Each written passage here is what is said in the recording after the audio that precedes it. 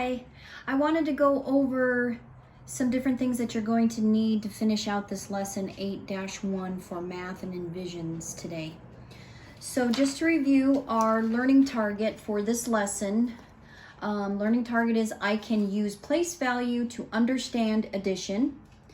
And when we talk about place value, I want to review what place value is. So it deals with the different values of the numbers. So if I have a number 351, each number has a different value.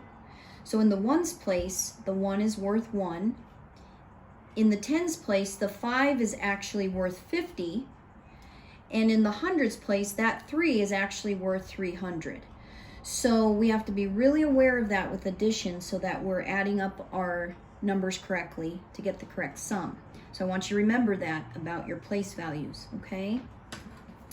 And then when we look at the success criteria, it says, I know I am successful when I can find the sum of an addition equation by using different strategies. So that's the part we're going to focus on today, finishing up this lesson, are the strategies and the vocabulary in math. So we've talked all year about how mathematics is another language, and there's vocabulary to that, and we're learning those words, and you're doing great with it. So we're learning that language of mathematics. So one of the vocabulary terms we learned last video in the earlier part of the lesson was commutative property of addition.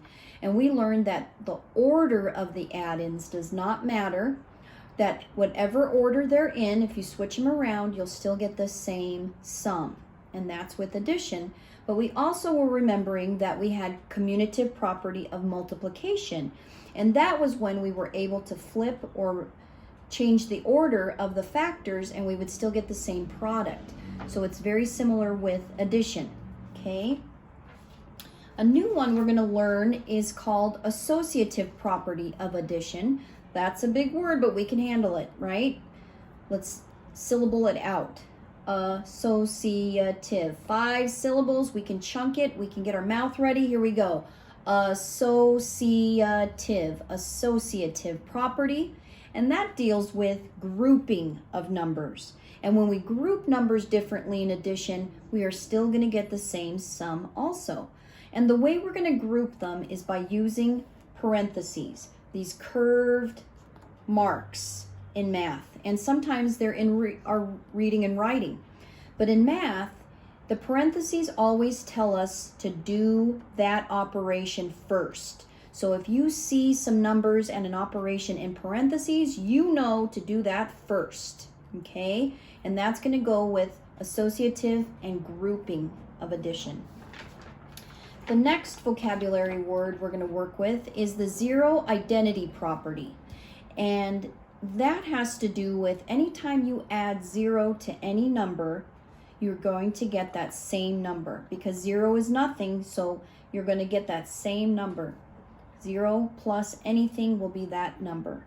Okay, so that's an identity property. Anything with 0 is the identity property.